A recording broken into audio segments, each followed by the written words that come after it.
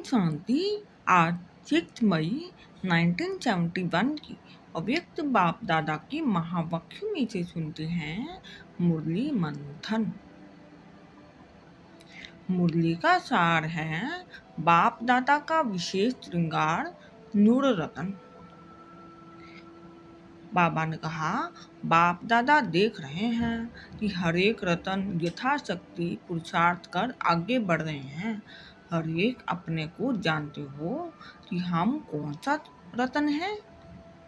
बाबा ने कहा, रतन तो सभी हो, लेकिन एक रतन है जिनको कहते हैं नूर रतन।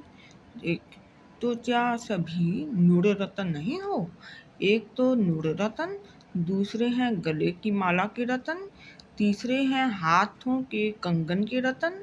तो सभी से फर्स्ट नंबर है नूर रतन।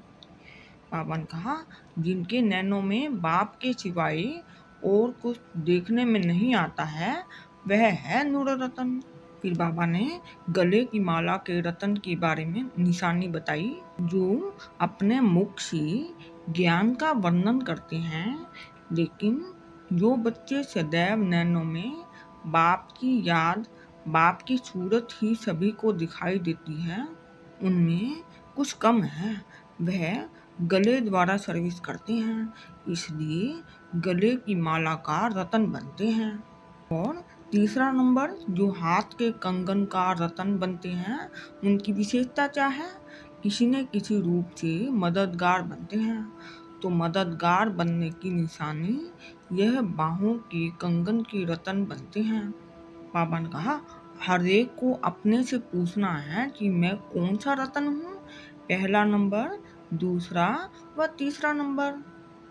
बाबा ने कहा, सदैव यह स्मृति में रखो कि हम बाप दादा के नूर रतन हैं। तो हमारे नैनों में व नजरों में और कोई भी चीज समा नहीं सकती। ऐसी स्थिति में रहने से कोई भी अपनी जो शान है उससे परे होने के कारण परेशान होना पड़ता है।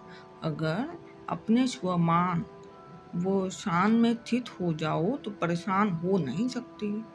तो जड़ परेशानियों को मिटाने के लिए स्वमान की सीट पर सेट हो जाओ। बाबा ने कहा, जितना स्वमान की सीट पर सेट रहते हैं उतना ही मान मिलता है। कोई भी बुराई को खत्म करने के लिए बाप की बढ़ाई करो, बाप की बढ़ाई करते रहो, इसमें सारी पढ़ाई भी आ जाती है। फिर बाबा ने कहा, बाप के गुण गाते खुशी में रहने से लड़ाई भी एक खेल मिसल दिखाई पड़ेगी। इसलिए सदैव हर्षित रहो। हर्षित रहने वालों को माया कभी भी किसी भी रूप से आकर्षित नहीं कर सकती।